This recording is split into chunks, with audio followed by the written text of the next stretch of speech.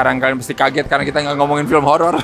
Walaupun tidak di-treat sebagai film horor, tapi gue ini melihatnya sebagai film paling horor so far. Nah, biasanya kan film-film bertema gini, apalagi yang banyak eksplisit ya, adegan-adegan kekerasan perempuan suka ada di depannya trigger warning or something. Ini nggak ada loh. Nggak ada. Soalnya nggak buat perempuan aja, gua aja kaget. Kalian sudah tahu kita mau ngomongin film yang menang film terbaik ya di FFI tahun lalu. Oh iya bener ya? Oh iya menang ya? Yaitu Woman from Rote Island. Ada di JAV juga kan? Ya, tapi waktu itu gua nggak sempat nonton karena sold out gitu. Dan ya udahlah, biarin gitu. Dan sekarang akhirnya berhasil membuktikan sendiri ya betapa mengejutkannya film ini. Segala lini film ini mengejutkan. Iya bener. Mengejutkan. Ini gua ketawa-ketawa asli karena masih terkejut. Ini bukan aja. ketawa lucu, ini ketawa ngetawain diri sendiri betapa terkejutnya kita gitu. Ini film didirect sama Yeremy Nyangon ya. Iya. Dia itu dulu kalau ada yang Sumanto, inget, iya. Gue pas ngelihat sutradaranya, gue lupa namanya terus ngeliat muka. Ini kayak pernah lihat. Wah ini mah yang jadi Sumanto. Di film ini tuh dia menceritakan tentang keluarga di Rote Island ya. Ya Pulau Rote. Keluarganya ini ada ibu yang kehilangan suami. Sedang lagi berduka nih keluarga. Iya. Ibunya ini namanya Orpa ya. Suaminya itu belum dikubur seminggu kalau hari ke-8 nih. Karena nunggu anaknya pulang yang kerja di Malaysia. Anaknya kerja di Malaysia. Soalnya si bapaknya sebelum meninggal pesannya kan harus nunggu Marta dulu sebelum gua dikubur kan. Yes. Nunggulah gitu. Padahal secara adat juga bertentangan kayaknya harus adat, agama mungkin dan sama warga juga udah diomongin lah. Sampai akhirnya pulang lah ya si Marta ini gitu kan, ketemu keluarganya dan ya udah mulai banyak kejadian-kejadian yang ter-reveal gitu ya. Ada apa dengan keluarganya Orpa ini gitu. Sama hal-hal yang menimpa keluarganya Orpa yang secara mengejutkan datang bertubi-tubi pokoknya setelah kematian suaminya. Sebenarnya gue mau ngasih apresiasi dulu sih. Gue nonton film ini bener-bener gue nggak tahu itu siapa yang main semua. Ada satu yang sering lihat di sinetron. Iya, tapi itu pun gue kayak kurang familiar gitu. Iya. Tapi semua menurut gue actingnya menarik sih. Kayak kehidupan nyata kebetulan ada kamera aja ya. Iya benar-benar asli. Itu sih enaknya kalau kita tidak terbebani nama-nama gede atau aktor-aktor gitu ya. Jadi sesuai sama settingnya. Iya, benar-benar otentik. Kehidupan keluarga itu di pasar dengan tetangga dan lain-lain tuh kayak ya udah kayak real aja gitu. Ya semuanya otentik bener. Iya. Itu udah jarang sih gue lihat kayak gitu di film Indonesia ya gitu. Jadi ngeliatin kehidupan tuh kayak emang bener-bener apa adanya. Di awal itu ketika adegan berduka, gue jarang-jarang nih maksudnya bisa ikut terenyuh lah, bisa ikut sedih. Gue bisa ikut merasakan gitulah. Apalagi pas adegan pemakaman, waduh. Itu Act 1 sih emang oke sih babak satunya menurut gue. Iya. Asli. Pokoknya yang berduka meninggal dimakamin, terus ada adat yang orang meninggal. Itu emang iya, kayaknya bagian yang gua suka memang semua ngumpul di babak pertama deh, paruh pertama deh. Iya, benar. Sebelum nanti lanjut ke babak-babak yang mengejutkan. Babak yang liar, dialog-dialognya sih. Ya, benar. Gua suka sih. Nah itu, menurut gua karena saking realnya mungkin ini dialog yang diucapkan pun kayaknya kayak orang dia emang di sana ngomongnya kayak gitu. Iya, ngomong kasarnya begitu. Iya. Ada misalnya nanti ada anak laki-laki yang ngelakuin hal tidak senonoh ya. Wah, dia lahirnya kayak dari lubang WC gitu kan. Gue kaget tuh. Iya, benar. Tapi mungkin memang di sana gitu. Gue jadi ingat tontonan gue sehari-hari nih. Kalau mau tidur, mau makan, Sidul. Kayak kehidupan sehari-hari nih ada beneran ada keluarga Sidul terus ada kamera aja. Iya, benar. Tapi setelah itu mulai kita masuk babak-babak mengejutkan. Iya. Ya, ini belum ke cerita deh nih dari pengambilan gambar aja. Waduh, iya. Kalau di awal kan kayak cocok nih memperlihatkan chaotic kayak long take ya, beberapa long take gitu kan. Maksudnya yang nggak selong itu, tapi maksudnya kayak handheld, long take, ngikutin terus, follow. Emosi kita tuh nggak patah. Iya. Karena ngikutin orangnya, ngikutin si Marta, ngikutin nanti ibunya. Iya. Jadi mimik raut wajah mereka tuh kayak nggak patah, kita jadi ngikut terus. Bagus menurut gua kalau situasinya pas, maksudnya sesuai gitu ya. Sesuai adegannya, sesuai gitu yang pengen dicapai. Kayak tadi kan berduka, dapat kita. Dapat. Chaos nungguin Marta nih nggak pulang-pulang nih. Tapi abis itu setelah itu waduh terus jadi kayak tau nggak eksperimental jadinya. Adegan ini bisa nggak ya pakai treatment kamera yang tadi shotnya nggak bisa kan ini bukan filmnya Alfonso Cuarón ya.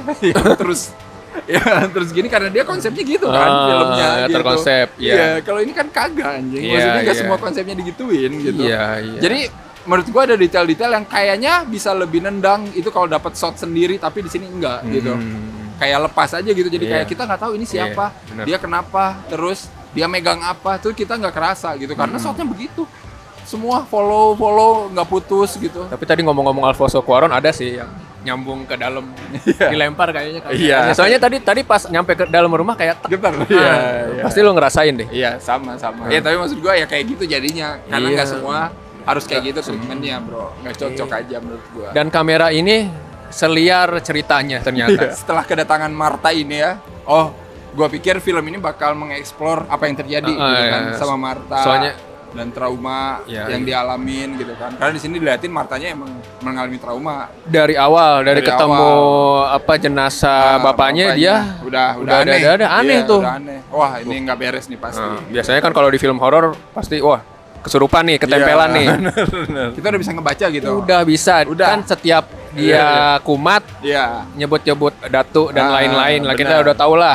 Nggak usah dijelasin pakai dialog. Habis kenapa-napa di Malaysia, kita udah ngerti lah. Tapi setelah itu, terus dipertegas lagi gitu ya dengan banyak adegan-adegan yang kayak emang eksplisit. Kenapa si Martha ini pulang ke sini malah makin banyak dapat pelecehan, ya kan? Yang bener-bener sifatnya dari yang kayak kecil sampai nanti brutal gitu kan, sampai akhir. Ya dari diliatin roknya, grepe-grepe, sampai nanti gitulah, diperkosa gitu dan lain-lain. Itu tuh kayak buset. Ya tahu ini juga filmnya mau menyampaikan apa, tapi gua melihatnya terlalu eksploitatif ke perempuan. Wanitanya terus jadi objek. Gua sih mau nonton film sebrutal apa, dimutilasi, dibejek-benyek, slasher gimana, mau berdarah-berdarah, tapi gua paling nggak bisa sih nonton film kayak gini sih. I Spit on Your Grave misalkan. Nah, itu kan film-film yang cukup sekali ditonton. Udah tau lah ada ini. Ya ini sebenarnya film-film kayak gitu sih masuk. Kalau gua ya pribadi masuk ke kategori film yang cukup sekali ditonton, perlihatkan seperih ini loh kehidupan perempuan. Iya benar. Tapi kok kayak kurang sensitif menurut gua. Kayak terus-terusan dieksploitasi. Nah itu gua bilang tadi eksploitatif banget. Jadi kayak wow. Bahkan di satu momen film moodnya kayak berubah ke arah film slasher anjing. Gua kayak kaget di situ juga. Buset, tiba-tiba ada adegan-adegan memotong dan lain-lain. Ya itu gua nggak expect sih. Iya itu gua anjing.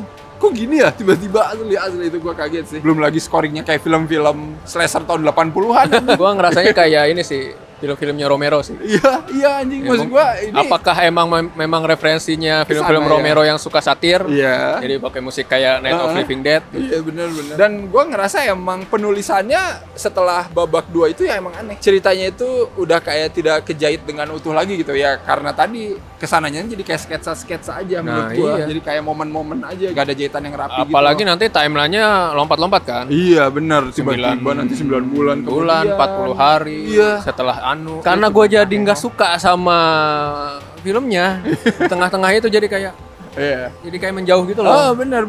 Yang tadinya gue simpati ke Martha jadi lupa hilang. Belum cukup Martha nanti ada keluarganya yang lain juga. Terus nanti ada ibunya. Terus ada karakter warga situ yang ternyata aneh juga. Iya anjing gitu tiba-tiba ini kayak nge-tackle semua isu dalam waktu yang singkat. Anjing gue kaget sih itu. Ada soal pelecehan seksual, ada soal homofobik, ada soal pedofilia, ada soal anjing. Gua kaget sih makanya. Iya, karena makanya jadi distraksi, belum kameranya. Iya, belum akhirnya gitu-gitu. Waduh, anjing gua. Ini hebat ya. Makanya menang, Pak. Iya, menang. Iya ya. Mungkin kaget juga jurinya. Oke, kita menangin. Karena belum pernah ada. Coba gue inget-inget dulu ya nominasi kemarin siapa aja sih film terbaik asli. Gue ingetnya cuma ini sama Budi Pekerti. Personal banget sih ini filmnya, pada akhirnya bakal personal banget penilaiannya. Banyak yang harus diapresiasi emang. Cuman ya itu dia masalahnya, hal-hal yang kayak gini yang bikin gue jadi kayak wah kayaknya susah juga gitu. Mau menyukai film ini seutuhnya. Bener gak sih? Itu gue sulit untuk benar-benar full menyukai film ini itu sih. Bener.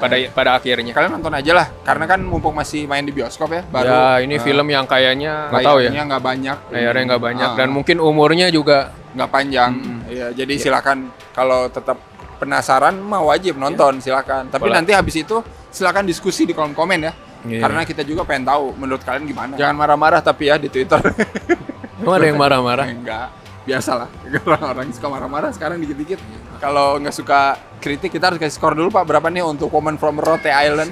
Kalau gua masih mengapresiasi yang tadi yang gue bilang ya, acting-actingnya, aktor-aktornya. Itu satu-satunya hal yang bikin gua kayak, wah boleh lah. Gua bertahan nonton film ini sampai habis asli. Karena gua pengen mendukung mereka gitu. Jadi kalau dari gua 6 lah. Sama. 6? Pokoknya babak awal dan akhir itu gue suka. Di tengah-tengah itu gue campur aduk sih. Ada yang suka, ada yang enggak, ada yang jijik, ada yang bikin marah. Wah, bergejolak campur aduk lah gitu. Campur aduk lah ya. Ya intinya emang sulit untuk benar-benar menyukai film ini. Betul, silakan nonton, jangan lupa. Yang kemarin di Twitter, wah tayangin dong, tayangin. Nah, ini kalau kan suka gitu. Iya. Netizen kita tuh. Iya kan marah-marah. Ada film yang menurut mereka bagus nih, film A24 misalkan. Pas tayang mah nggak ada yang nonton, Pak. Kita doang yang nonton. Nah ini, wah menang FF ini, wah tayangin dong, tayangin. Nih ditayangin, tonton. Seperti biasa jangan lupa untuk like, share, subscribe Cinecrip. Follow Cinecrip di media sosial, join Cinecrip di membershipnya, dan kalian juga bisa follow Rangga. Di Ini sini. kayaknya ini nih, Rona-Rona mau dijual. Nanti bisa linknya ada di bawah. Asik. Di Club Angker. Iya. Di IG dari Kelabang. Dan podcastnya ya di Iya. Spotify. Gue lupa lagi. Adalah. Punya aja lupa. Club Angker Podcast. Iya betul. Ini saking masih terdistraksi shock ya. gue Iya, shock. sama Woman in Rhode Island. Ya udah kalau gitu, sampai ketemu lagi di episode selanjutnya ya. Bye bye.